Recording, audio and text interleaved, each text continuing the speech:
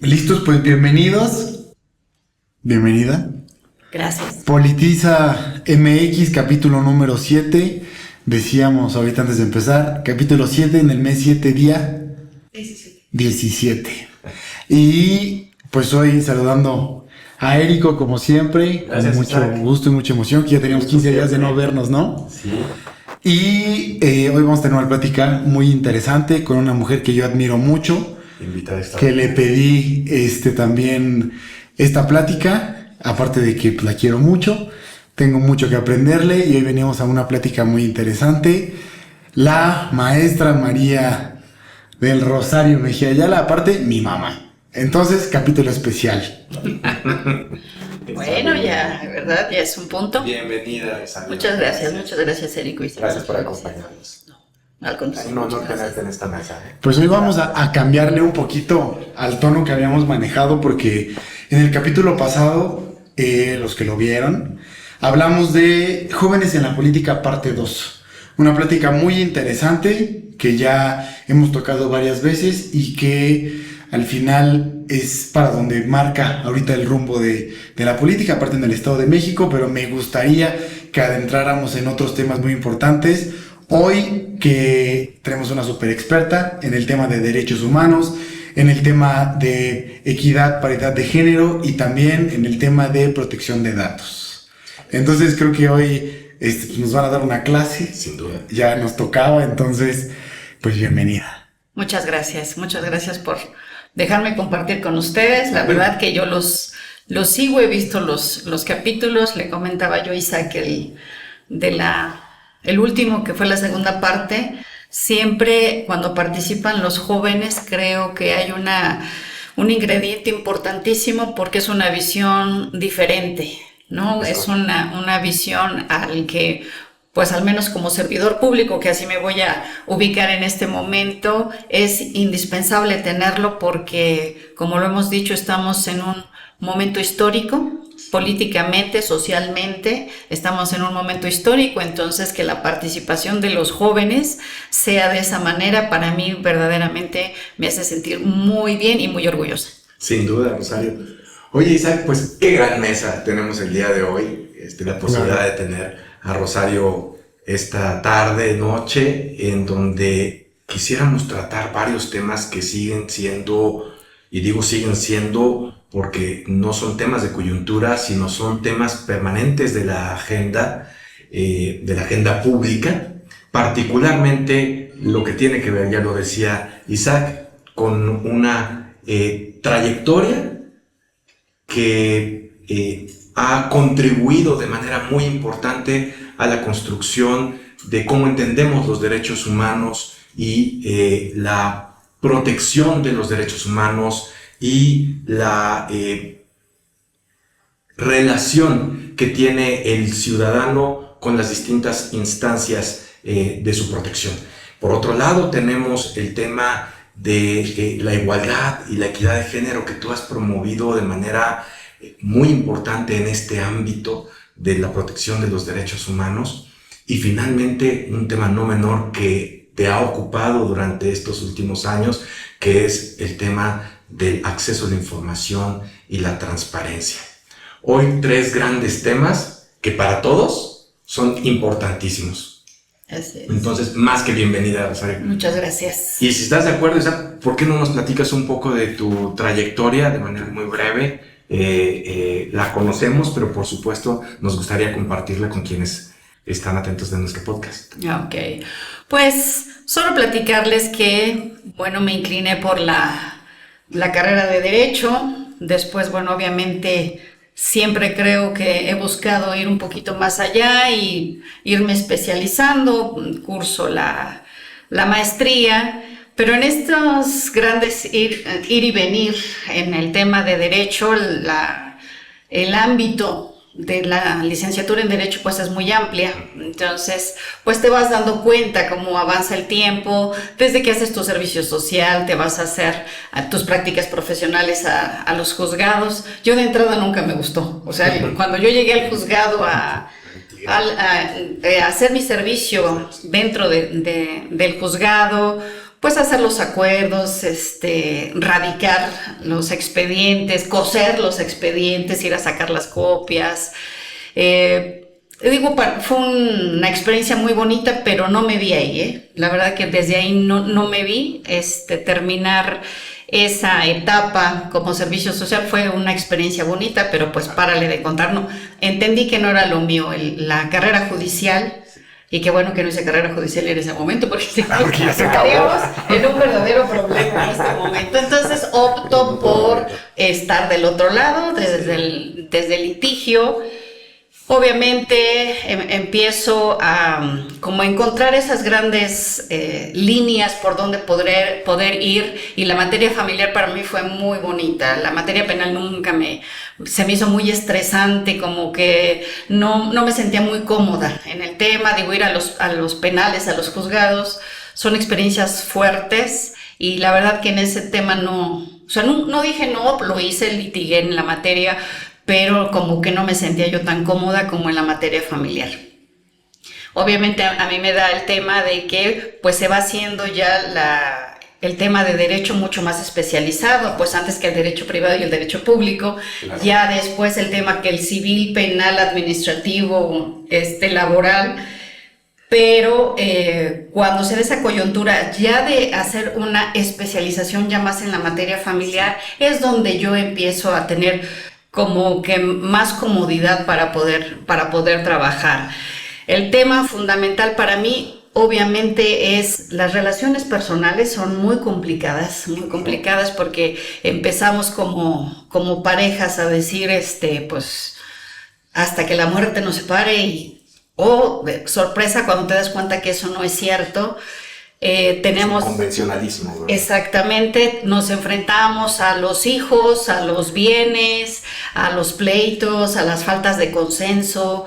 Entonces eso para mí fue muy importante, y siempre poner en el centro, obviamente, de todo esto a los hijos. Creo que ahí es un tema, porque como abogados no tenemos que verlos como esa gran disputa entre las partes, sino tenemos que buscar realmente un equilibrio para poder pues garantizarles a ellos pues una infancia, un tránsito mucho más agradable que el que pudieran tener en un medio hostil en ese tema. Entonces fue ir buscando relacionarme mucho con las organizaciones de la sociedad civil que su fin último era el acompañamiento con las mujeres. Creo que pues estamos hablando de ya un poquito entre los 20 y 30 años hacia atrás, y el tema es que las mujeres no tenían ese acompañamiento, ¿no? La mujer, vamos a hacer una retrospectiva, pero el ámbito siempre de la mujer fue el privado, ¿no? Siempre casa, de puerta cerrada, todo lo que pase allá adentro, pues ahí se queda, ¿no? Y el hombre, pues obviamente en el sector pues público, más a la vista de los demás, pues hizo esas grandes diferencias. Entonces las mujeres todo lo que le pasaba a las mujeres y a los hijos dentro de casa, pues ahí se quedaba, ¿no? Y además legalmente era intocable, ¿no? Porque a ver, si pasa allá adentro y tú sales con el ojo morado de tu casa y tú dices que te caíste, pues te lo crees, ¿no? Entonces, cuando empezamos a ver con estos colectivos que había que ir más allá, que hacer una investigación, el tema de ir al Ministerio Público y el que no te dan la cita, el que no te atienden, o sea, todo ese tipo de cosas como que fue marcando hacia dónde queríamos ir. Y obviamente después el tema de los hijos, las custodias, esa gran lucha de que quién quiere quedarse con los hijos en un momento dado, de un tema de decir pues hasta aquí, que también creo que es muy válido decir hasta aquí llegamos tú y yo, pero hacia dónde van los hijos. Pero ¿cuál era el gran tema? Siempre el de querer imponer a la otra persona, o sea, el interés del niño, el interés superior, ahora que ya lo tenemos como tal, el interés de la infancia, lo dejábamos atrás. O sea, el tema era que, bueno, pues ¿cuánto me vas a dar? ¿Sí me vas a dar? O sea, cosas que eran un común denominador en todos estos asuntos y que para mí no era lo esencial. Lo que teníamos que hacer, pues obviamente era cubrir el tema de los niños, de los hijos, de la infancia, del joven, porque también en esas grandes etapas todo esto lacera mucho su autoestima, su crecimiento, y por qué no dejarlos como en una burbuja mientras que todo eso termina. Entonces, trabajar con colectivos nos ayudó pues tener estos grandes talleres para padres, para estos nuevos talleres cuando hay hombres violentadores, el que puedan entender que la vida no es esa. Es muy estigmatizado ese tipo de conductas en los hombres, pero tú no sabes de dónde vienen, desde que pues no llores y aguántate y tú eres el fuerte y tú eres... Sí.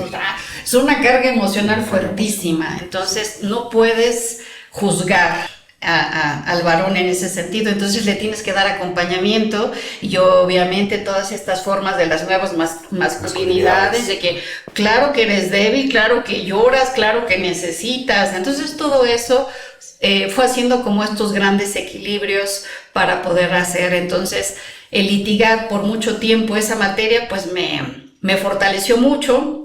Eso me lleva a ser consejera de la Comisión de Derechos Humanos, nombrada por la legislatura en 2 periodos. Entonces, pues ya de ahí creo que el tema ay, perdónenme, pero el tema de derechos humanos se vuelve como el parteaguas de cómo puedes ver las cosas. Platicábamos en estas grandes mesas, que luego les platico de las mesas de alerta de género en el Estado de México, y uno de los temas que ahí aprendí es que requieres ponerte unos lentes para ver una realidad diferente de la que estás percibiendo, ¿no? Entonces, esos son los derechos humanos. Es un tema de perspectiva, entonces. Exactamente, entonces tienes que mirarlos de esa manera. Obviamente no son los mismos derechos que tenemos aquí que los que pueden tener en otros países, en otras formas de gobierno, pero creo que los mínimos elementales inherentes al ser humano, pues los tenemos todos, los tenemos en la piel, ¿no? No sé si me permitas, Isaac, hacer un planteamiento de lo que nos está diciendo Rosario. Me encanta la manera en que has hecho esta introducción por lo siguiente. ¿Cómo, en la perspectiva de una mujer abogada, especializada en la materia civil, amplía el horizonte a partir del componente humano? Sí de la ley, sí de los derechos, pero sobre todo diferenciando la realidad, la perspectiva de lo que vive una familia, de lo que es la mujer en sí misma y por sí misma como parte de esa familia o como ente individual o como ente independiente, libre, aun cuando esté en relación libre. Libre, claro. Y los hijos como parte de eso y lo que significan los derechos que tiene cada uno, el hombre, la mujer y los hijos. Y esta perspectiva que has planteado de decir, bueno, la realidad social es compleja, la realidad de la familia es compleja, así como una familia se une para buscar un bien superior, para desarrollarse, para crecer en conjunto, pues también se encuentra frente a una realidad de limitaciones, de retos, de dificultades, de maneras de entenderse. A veces prospera y a veces no prospera. Pero me gusta mucho esto que has planteado de decir, claro, y entender desde la perspectiva del derecho civil que la mujer como parte de la familia juega un rol, pero es un rol que en la concepción tradicional le da la condición de someterse al entorno de la familia, ya no digamos al cónyuge, que en definitiva eso es parte de nuestras sociedades. Y cómo asignarle un nuevo rol a la mujer, un rol que siempre ha tenido como en principio un ente individual, un ente libre, un ente pensante, un ente actuante, un ente con grandes responsabilidades, inclusive mayores del hombre, para plantearlo en esos términos, por las cargas que significa no solamente la familia, en términos de tiempo, en términos económicos, en términos afectivos, todo lo que esto representa, y finalmente los hijos como resultado de eso. Entonces, esta aproximación de cómo el derecho civil llevó a Rosario al tema de derechos humanos, a mí me parece extraordinaria. Isaac, no sé si tú quisieras abordar en el tema. A mí, fíjate, empezábamos el capítulo, les decía que yo le tengo una admiración muy especial, y es porque me parece que es un tema más de vocación, porque creo que todos estudiamos una carrera y dices, a mí me gusta esto, pero ahí encuentras cuál es tu vocación y hacia dónde realmente te va llevando la vida. Yo estudié producción musical y aquí estamos hablando de política, ¿no? Y al final esto sigue siendo política. Sí, y algo que yo quiero plantear y preguntar es, ¿cómo es el descubrir tu vocación en este tema, pasando del derecho a algo más ya especializado, y aparte algo tan complejo como es la lucha por los derechos humanos, que estamos en una época en la que, quieran o no, seguimos, pues hay una revolución en este tipo de temas, también en el cambio de los roles que se le imparten hombres, mujeres, y ahora ya bastantes comunidades que se suman, pero cómo es el aceptar esa vocación y abocarte a la lucha por los derechos humanos y por la defensa, en este caso, de los derechos de las mujeres. Porque me imagino que no es fácil tomar esa decisión y abocarte a eso, yendo en contra de una sociedad, ¿no? Bueno, pues creo que la vas encontrando, o sea, le vas encontrando el camino. Yo creo que, y siempre se los he dicho, no solo a mis hijos, sino trabajo con muchos jóvenes, sí. Y es que tienen que buscar hacer lo que les gusta, porque cuando tú haces lo que te gusta y aparte de eso te van a pagar o tienes ese reconocimiento o mínimo ese agradecimiento, wow, pues entonces ahí es donde te debes de enfocar, porque yo les digo, ser licenciado en Derecho, afortunadamente creo que, y siempre he dicho, es la mejor carrera que existe en el mundo, porque te permite un abanico de oportunidades, pero también tienes que ir probando, no puedes decir, no me gusta. Yo les digo, la carrera judicial, dije, no sale, va y no me gusta, a mí claro. Eso no me veo yo ahí, ¿no? Claro. Entonces, después ir viendo o ir tratando de ir enfocando las cosas, pues creo que te permite ir haciendo lo que te gusta. Digo, yo inicio en esto, pero cuando me llegan mis primeros divorcios, que luego platico con Fernanda, mi hija, porque yo me los llevaba a ellos pequeñitos, se iban conmigo al despacho. Les tenía yo una oficinita donde hacían sus tareas y yo atendía a las clientas en otra, y Fernanda entraba con su caja de Kleenex porque los oía llorar y llegaba con su caja de Kleenex. Por eso cuando le dije que si quería ser abogada, me dijo, no mamá, porque ahí lloran mucho.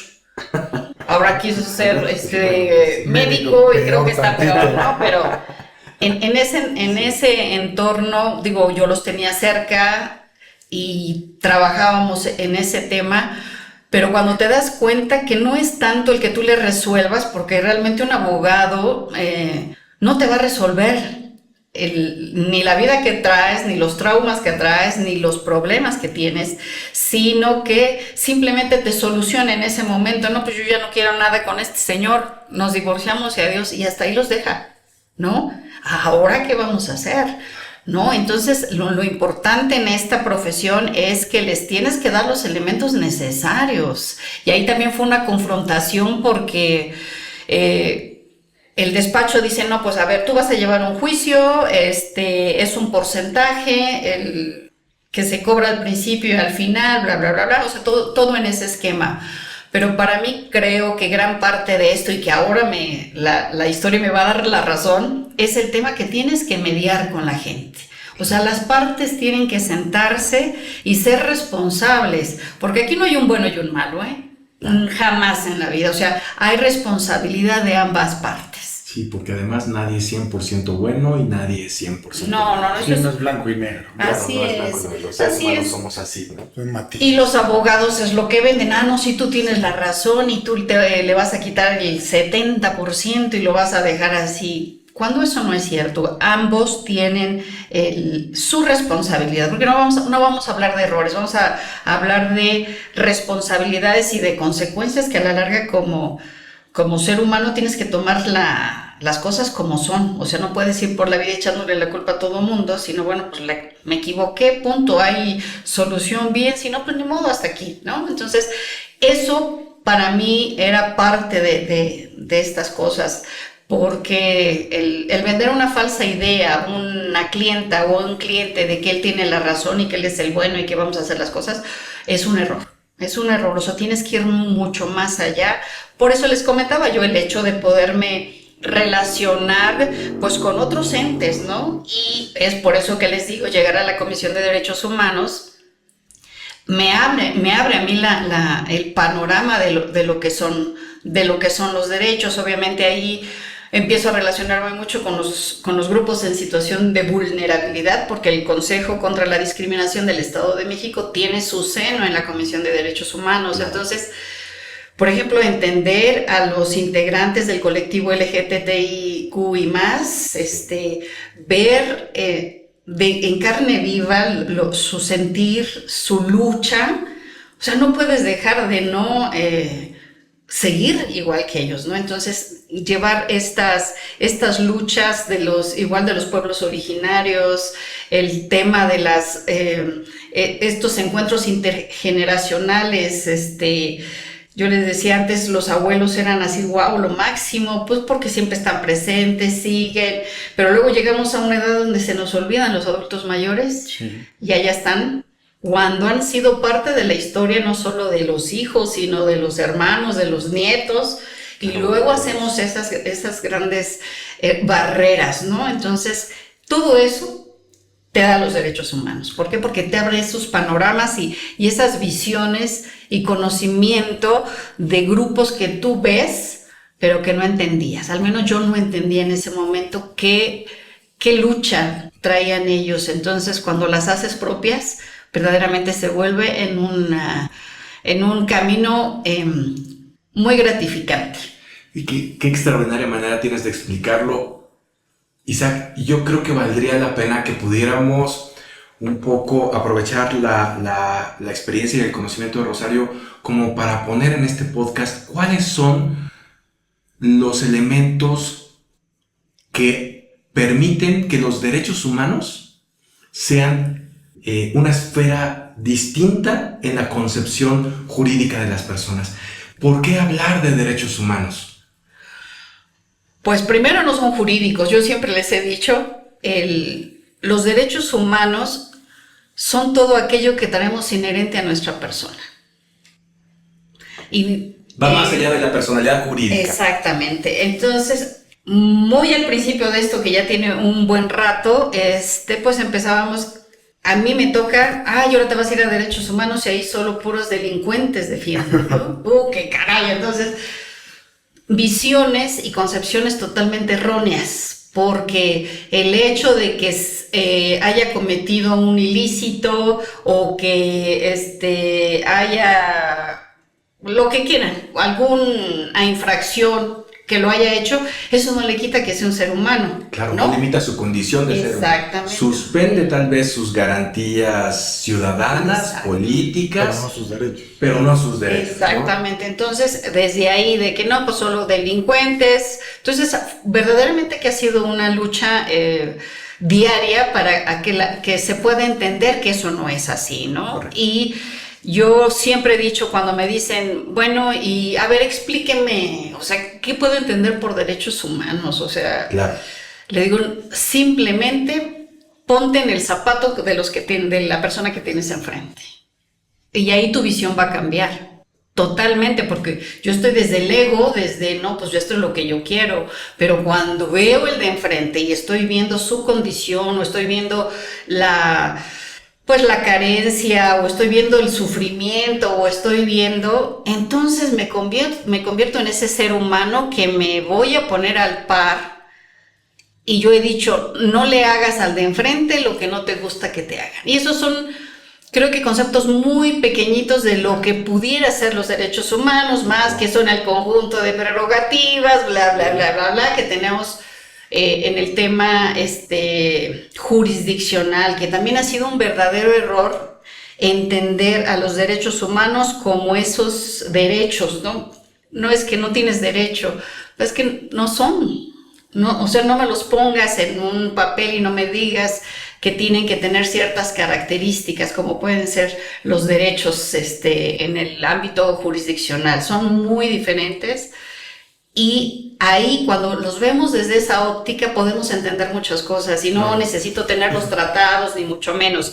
Algo que nos vino a beneficiar mucho en esto, pues fue nuestra reforma del 2011, donde obviamente al derecho humano lo ponen como el centro de toda la estructura jurídica, ¿no? Entonces creo que eso nos permite tener una visión totalmente diferente. Y bueno, del 2011 acá, y no podemos aún terminar de aterrizarlos en esa manera, seguimos dudando, ¿no? Es una evolución constante, y también ha significado la evolución de las instituciones,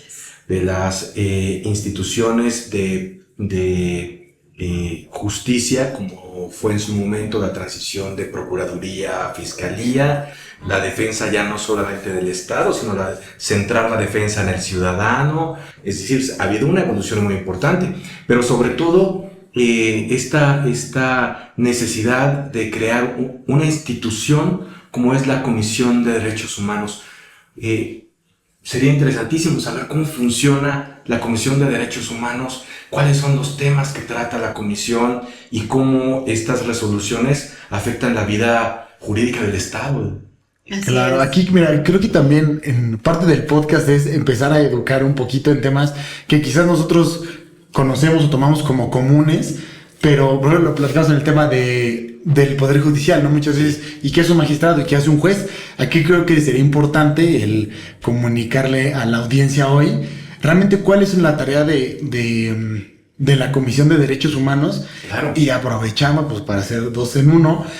¿En dónde ves realmente el avance en temas de derechos humanos en el Estado de México? Vamos a dejar ahorita México en general fuera, vamos a hablar particularmente del Estado de México, que tú conoces muy bien el tema. Bueno, yo creo que la Comisión de Derechos Humanos nace, y no solo, bueno, en el Estado de México, sino en todo el país, bajo esta gran necesidad de tutelarlos en un momento dado.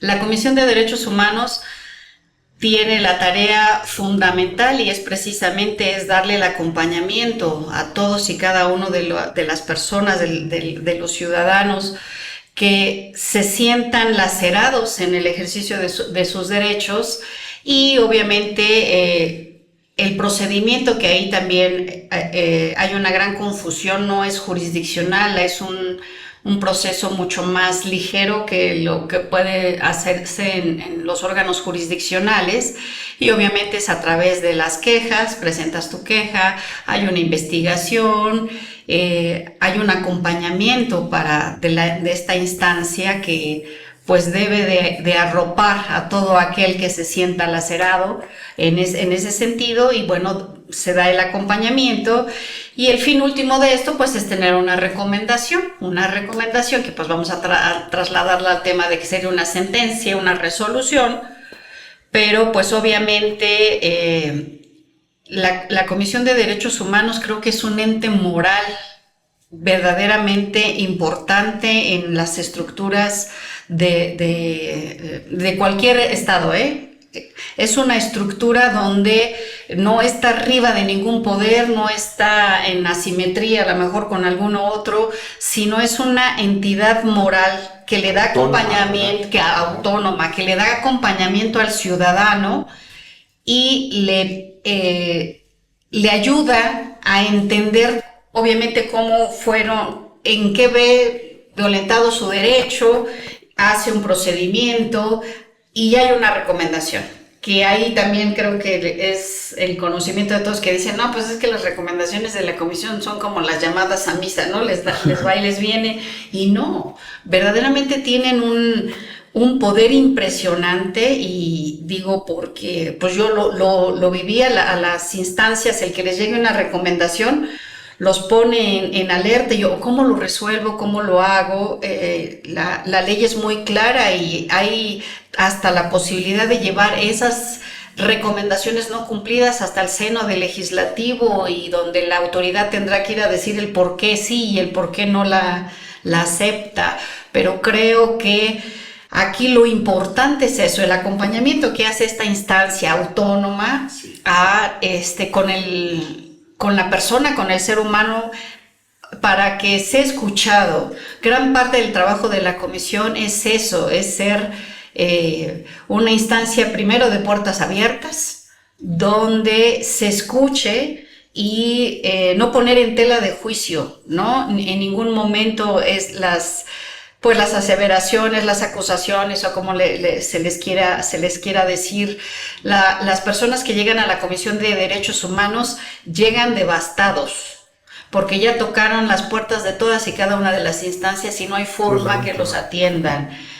Y verdaderamente es muy doloroso que nos hacemos y nos mencionamos servidores públicos y no somos capaces ni siquiera de recibir a la persona, ni de escucharle qué es lo que está pasando. Y a veces lo que quiere la persona solo es eso, que lo escuches, o que lo guíes hacia dónde tienes que ir. No son expertos, y a veces en el tema de la tramitología o de dónde puedo ir a denunciar, o dónde tengo que ir a ver lo de mi pensión, o dónde tengo que ir son a veces meros trámites que no nos costaría nada con decirle al ciudadano, no, pues usted vaya para acá o vaya para acá, ¿no? Ya obviamente hablamos de violaciones de derechos humanos graves, y ahí es donde la instancia, donde la Comisión de Derechos Humanos, pues, tiene tiene dos pilares fundamentales la Comisión de Derechos Humanos, que es la visitaduría. Los visitadores, claro. Que bueno, está el general y los regionales. Y el gran tema es que ellos son los que reciben las quejas, ellos son quienes van a solventar estos procedimientos, que les digo, no son jurisdiccionales, pero sí llevan cierta terminología, ciertos términos para las presentaciones, todo ese tipo de cosas. Y creo que otra figura importante en el tema de las quejas, pues están los defensores municipales, que tenemos 125, uno en cada municipio, sí, que a la larga es como el acompañamiento o a lo mejor la primera puerta para poder accesar a la Comisión de Derechos Humanos. Y la otra parte que después por 7 años tuve a cargo, que es la Secretaría General. Claro. Bueno, ese tema es la capacitación, tanto para los servidores públicos, porque el servidor público tiene que estar verdaderamente capacitado en qué son los derechos, porque si no, pues no tenemos ni idea de lo que están llegando a solicitar.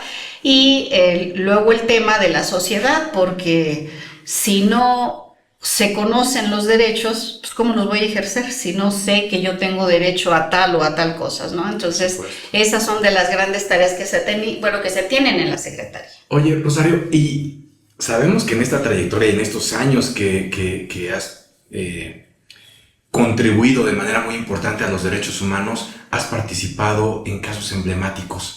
Y hay una sentencia específicamente que tú fuiste pues un eje central, y es el caso de Mariana Lima.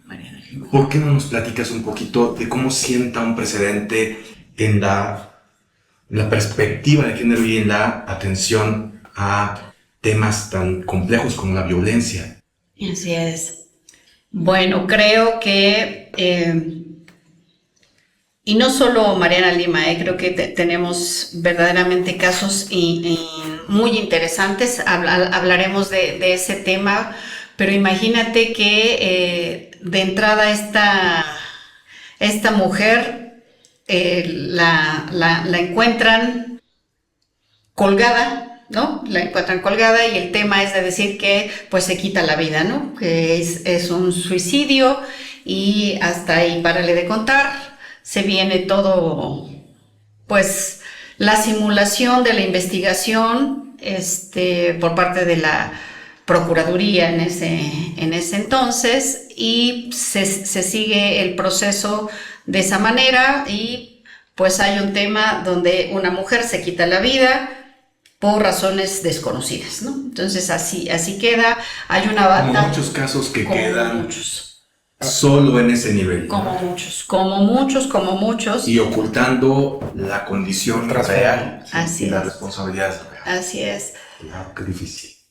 Y el tema, sí de ocultamiento, pero a veces de esta forma de normalizar ese tipo de violencias, Claro. ¿no? Entonces yo llego como investigador y la veo ahí, pues muerta, no hago nada, tomo 2 o 3 notas y para mí lo primero que veo, pues es lo que me quedo, punto, se acabó. Entonces creo que ahí, bueno, obviamente la tarea de la mamá de ella, de Mariana, es insistir en todas y cada una de las instancias para tener justicia por su hija, porque pues obviamente el violentador, la pareja, pues hace la simulación de las cosas, ¿no?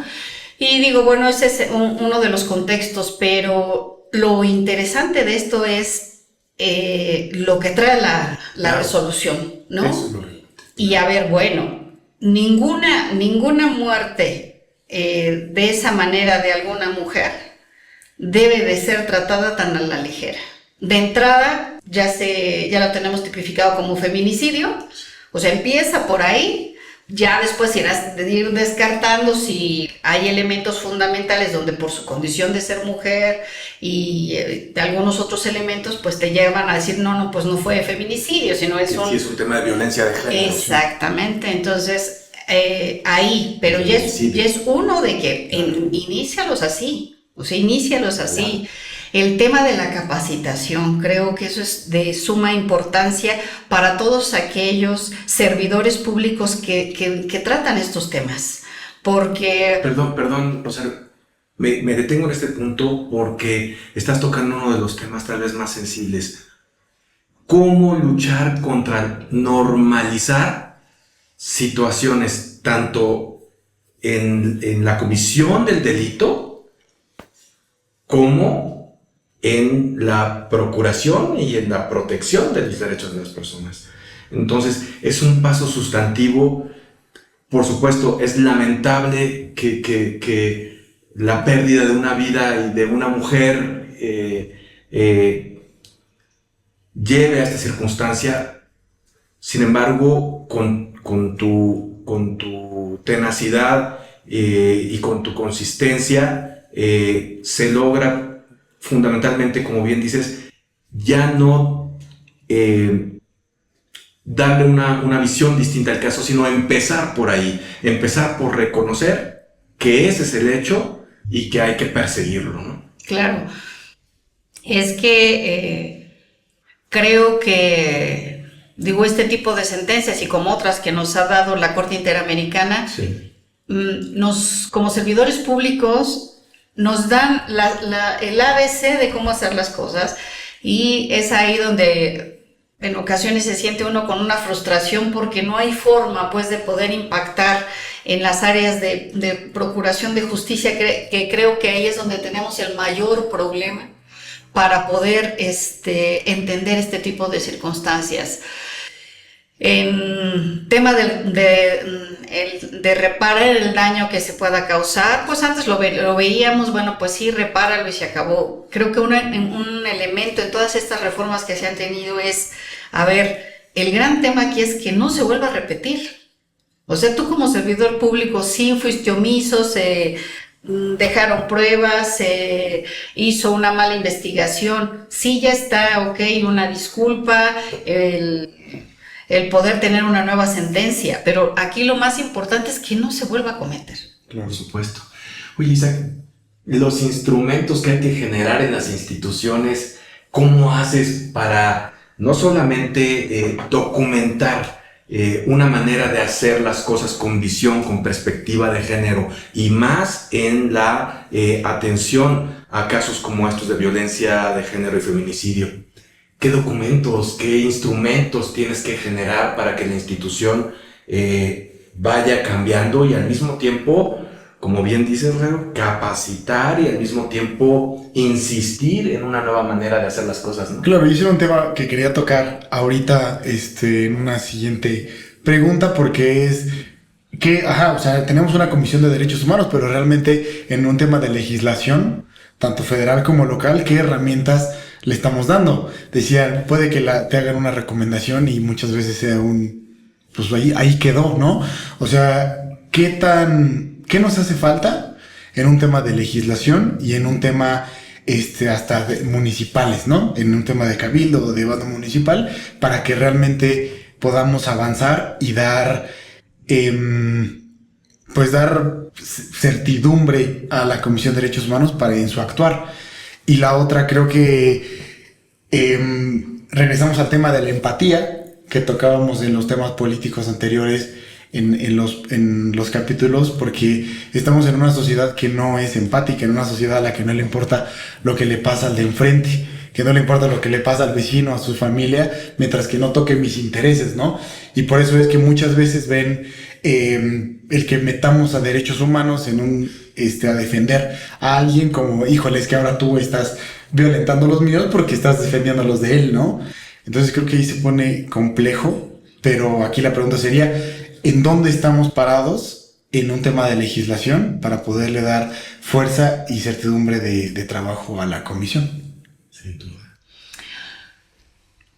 Pues mira, yo creo que el marco jurídico de la Comisión de Derechos Humanos está bien.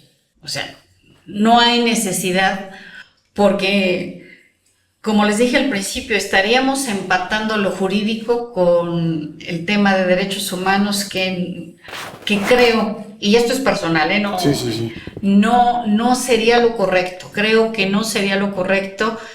Lo que necesitamos en la Comisión de Derechos Humanos es esta fortaleza de incidencia, de acompañamiento, de ser una instancia reconocida por lo que hagas, no por tu sentencia o no por el que le digas que le vas a imponer al presidente municipal porque no hizo las cosas como debe ser tanto. No, sino simplemente, presidente municipal, el mismo señor fiscal,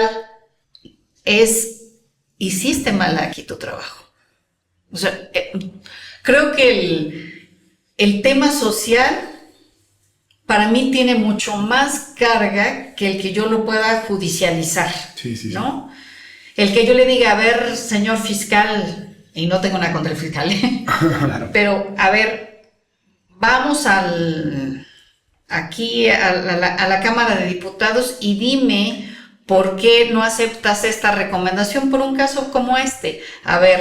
Ya estuvo lo de Mariana. El que no se vuelva a repetir este actuar de los investigadores. Y lo vemos todos los días.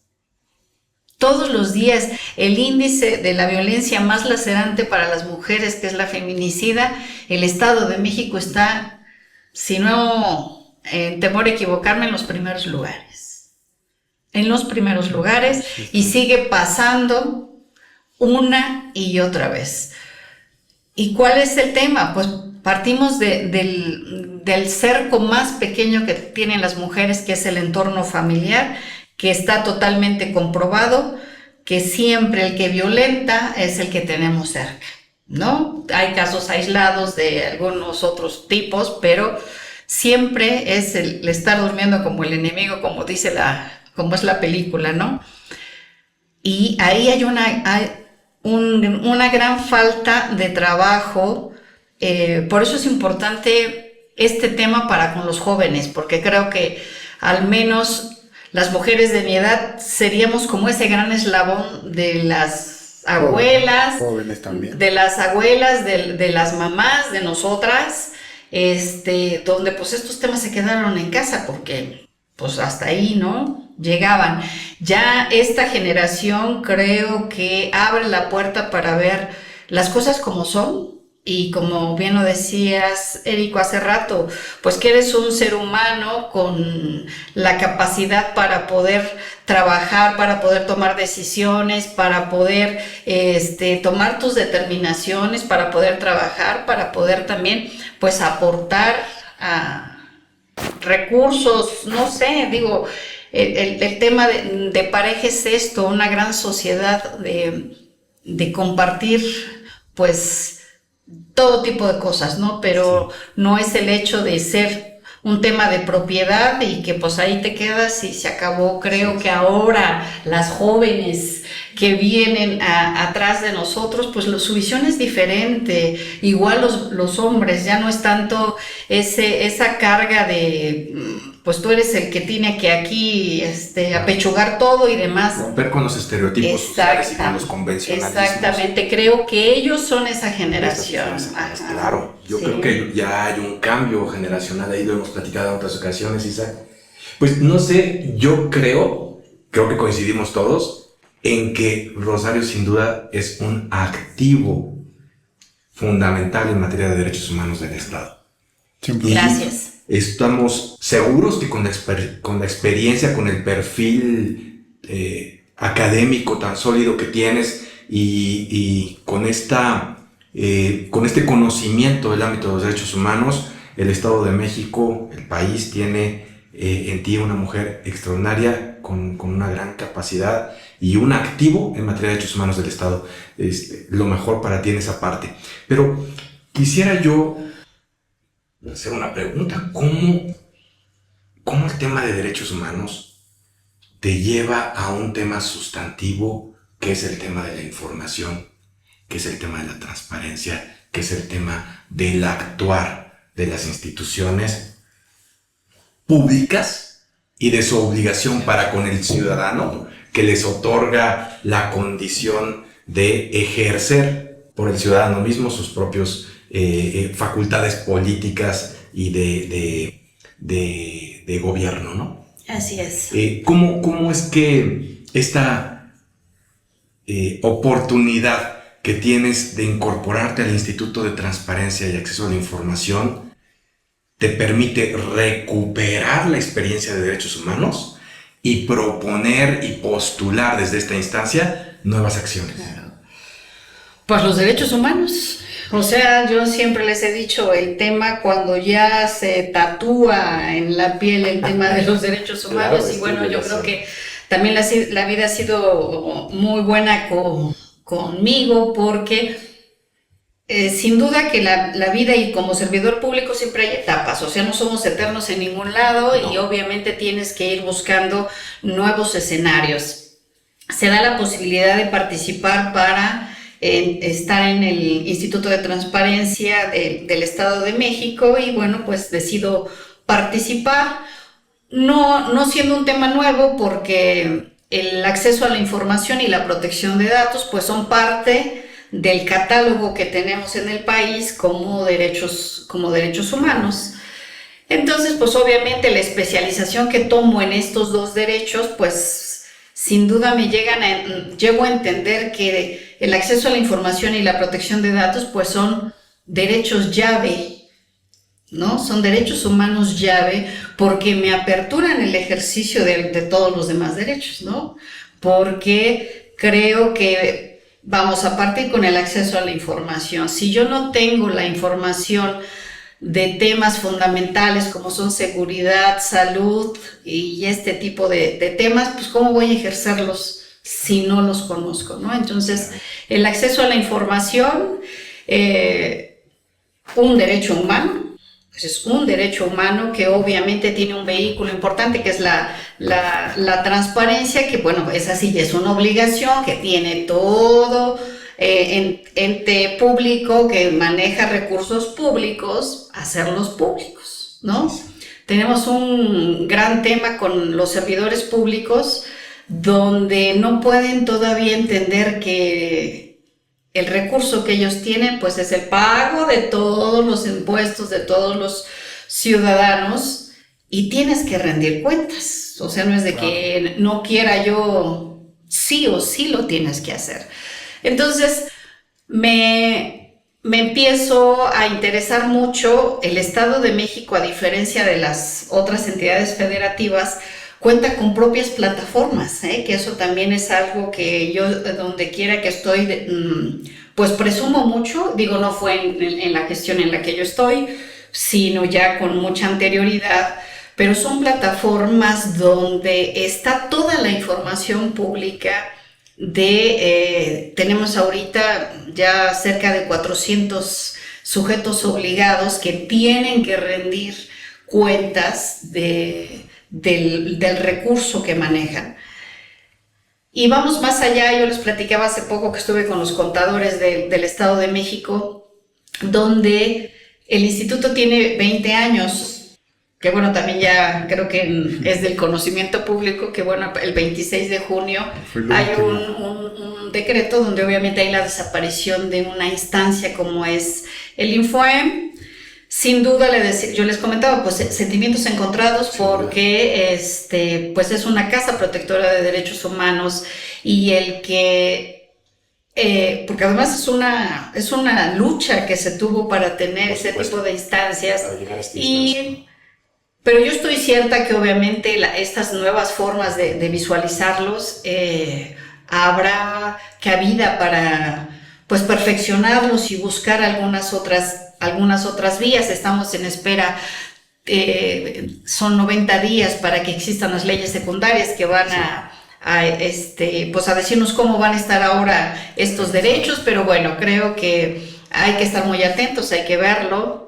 Pero sí, no quiero dejar de mencionar que en este tema de transparencia, como la forma en que yo como ciudadano puedo ejercer mi derecho de acceso a la información, yo platicaba y también con jóvenes que de 20 años para acá obviamente la sociedad ha evolucionado, ¿no?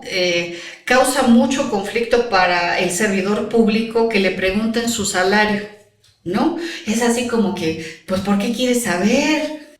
Pues porque pues te pagan, ¿no? O sea, nos pagan para estar aquí. Entonces, el que pregunten por tu salario, pues di cuánto ganas y listo.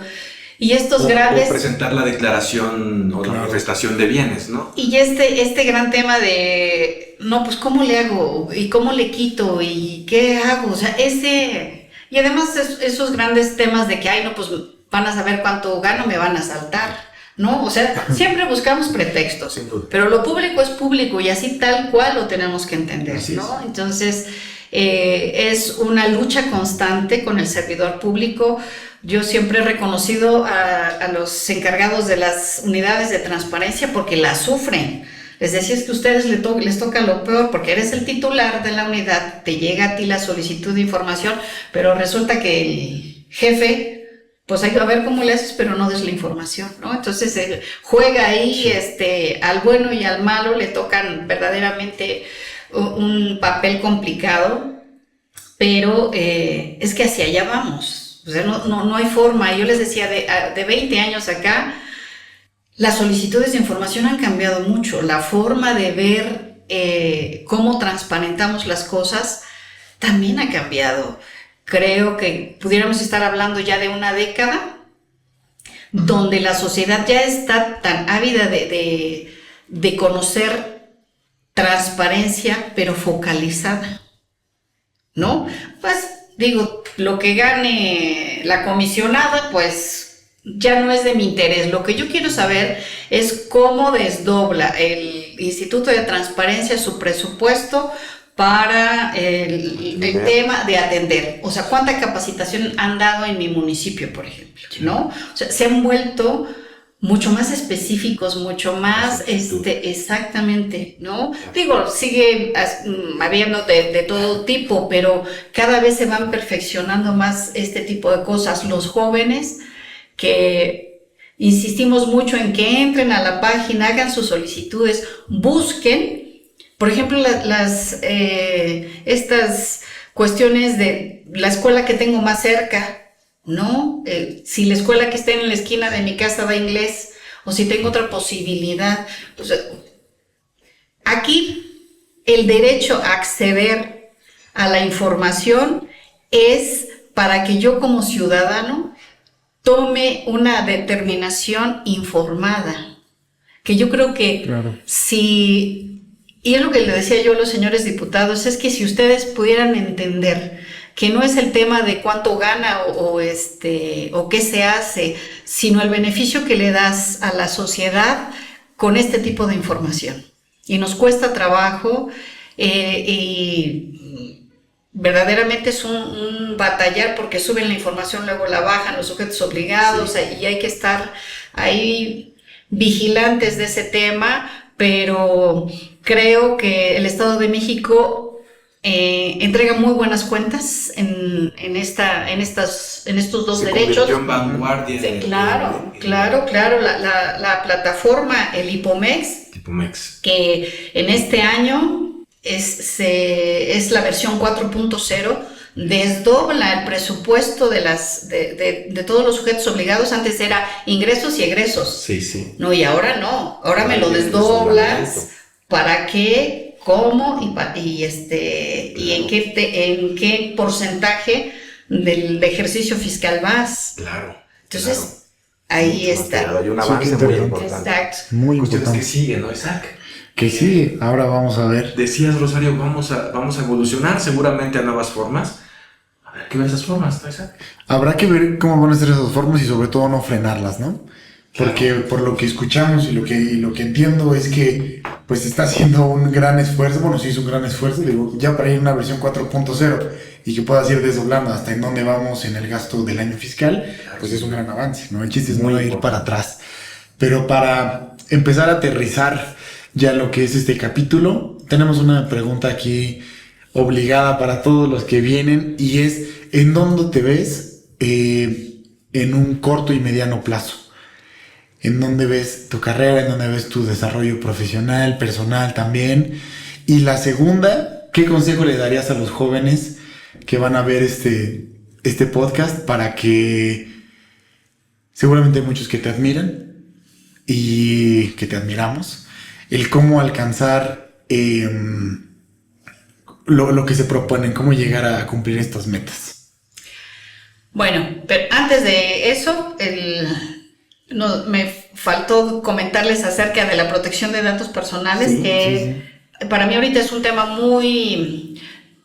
que me ocuparía más que el mismo acceso a la información, porque el acceso a la información obviamente sabemos que es ir a otra instancia, que muy probablemente sea la Contraloría de la Secretaría del Estado, y quien asuma, a quien se le entregarán las plataformas, claro, y todo este tipo de circunstancias. Pero la protección de datos personales, que la debemos de entender como el área más privada que tiene la persona, y que se vulnere de esa manera es algo complicado, pero ahí sí necesitamos incidir mucho como sociedad para que verdaderamente haya una protección, porque ahora lo dejamos a las personas que tengan nuestros datos personales, pues el saber si quieren o no protegerlos, ¿no? Yo he trabajado mucho siempre en las infancias y en los jóvenes. Si bien es cierto, no nos van a dar resultados en un sexenio o en 3 años a lo mejor de un cargo, pero sí, si lo medimos por décadas podemos tener una verdadera respuesta de ellos. Y ahora pues en el instituto se trabajó con un personaje que aquí Isaac siempre me hace burla, con el villano Robadatos. Quiero decirte que lo trabajé mucho tiempo porque es esta forma lúdica de decirle, y para mí una sorpresa porque lo pensé primero para los niños, para los jóvenes, pero ahora se ha vuelto hasta bandera de los mismos adultos mayores para enseñarles que sí, que no en los teléfonos. Entonces ha sido un ícono este personaje, que además al instituto le permitió obtener un premio internacional en la Asamblea Global de Privacidad allá en Bermudas, y le ganamos a Japón, le ganamos a Alemania con este personaje. Increíble. Entonces yo mediano plazo estoy en esto, estoy viendo de qué manera como instituto, como pleno, pero además como comisionada, como parte del cierre de esta historia, de estos entes públicos autónomos, es el que verdaderamente tengan este tránsito adecuado. He estado trabajando mucho en tener guías de entrega, guías técnicas para tener o hacer una entrega correcta de todo este material que tiene el instituto, para que en la instancia que esté, creo que va a tener un trabajo verdaderamente arduo para que este ejercicio de estos derechos verdaderamente siga transitando. Creo que a la gente no le importa si es autónomo, si no es autónomo, si están aquí o si están allá, siempre y cuando yo como ciudadano pueda ejercerlos, ¿no? Que a la larga esa es la gran tarea que tenemos todos como servidores públicos, garantizarlos, pero como ciudadanos ejercerlos. No hay de otra, ¿no? Sin duda. Así es. Aparte, el villano Robadatos no fue el primero, quiero aclarar, porque ya tenía un proyecto previo en la Comisión de Derechos Humanos que conocimos.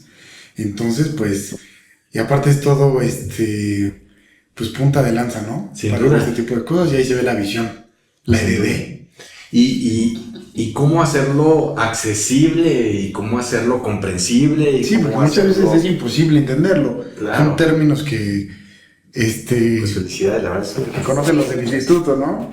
Sí, no, además un trabajo de un año, nos tardamos un año en diseñarlo, obviamente todas las áreas del instituto, me presentaban una cosa y le decían, no, es que así no es, no quiero eso. Cuando lo vi, no, verdaderamente muy emocionante. Hay que editar una foto del villano Robadatos. Sí. Y es que, y los niños presentándose en las escuelas con el villano Robadatos, y ay, es que tengo que cambiar mi contraseña, Claro. ay, es que tengo que apagar mi cámara, es que tengo... ¿Cómo y debo con los- proteger? ¿Cómo debe de ser? Y de esa manera lúdica, pues los niños lo pueden entender, porque además el lenguaje tecnológico es muy complicado y... No, como sociedad, como padres de familia, no hemos tenido la dimensión que es el darle a un niño esta cosa, Sin duda. ¿no? Entonces, Sin duda. ¿cómo lo podemos hacer desde la perspectiva del Instituto de Transparencia? Fue precisamente esto,